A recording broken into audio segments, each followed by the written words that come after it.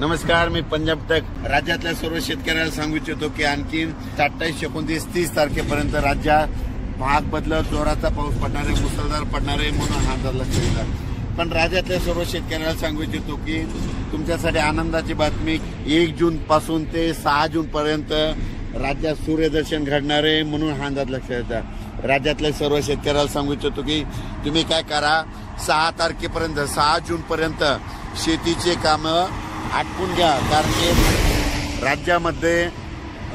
राज्यामध्ये 1 जून पासून तर 6 जून पर्यंत हवामान कोरडा राहणार आहे आणि त्यामध्ये सूर्यदर्शन घडणार आहे।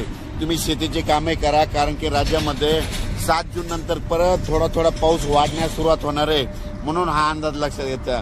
राज्यातल्या सर्व शेतकऱ्याला सांगू इच्छितो की 30 मे पर्यंत राज्यात दररोज भाग बदलत मुसळधार, कुठं अतिमुसळधार, कुठं रिमझिम पाऊस पडणार आहे म्हणून हा अंदाज लक्षात येतात। पण राज्यातल्या सर्व शेतकऱ्याला सांगू इच्छितो की पाऊस खूप झाला, जमिनीमध्ये ओल भरपूर आहे, पण पेरणीसाठी आपल्या शेतात दुरुस्त नसल्यामुळं सर्व शेतकऱ्याला एक आनंदाची बातमी की म्हणजे तुमच्यासाठी वरून राज्या 5 ते 6 दिवस म्हणजे 1 जून पासून तर 6 जून पर्यंत रजेवर जाणार आहे, म्हणजे तुम्हाला शेती कामं करण्यासाठी वेळ देणार आहे।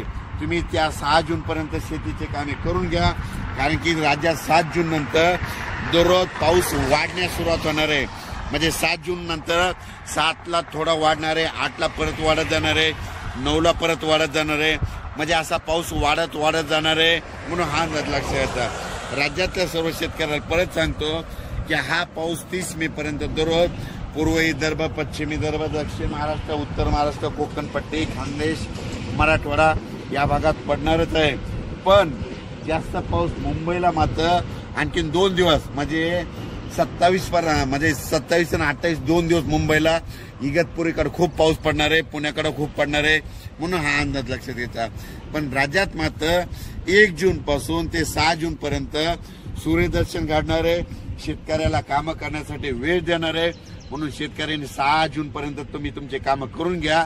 7 तारखेपासून राज्यात परत पावसाला थोडी वाढण्यास सुरुवात होणार आहे म्हणून हा अंदाज लक्षात घ्यायचा।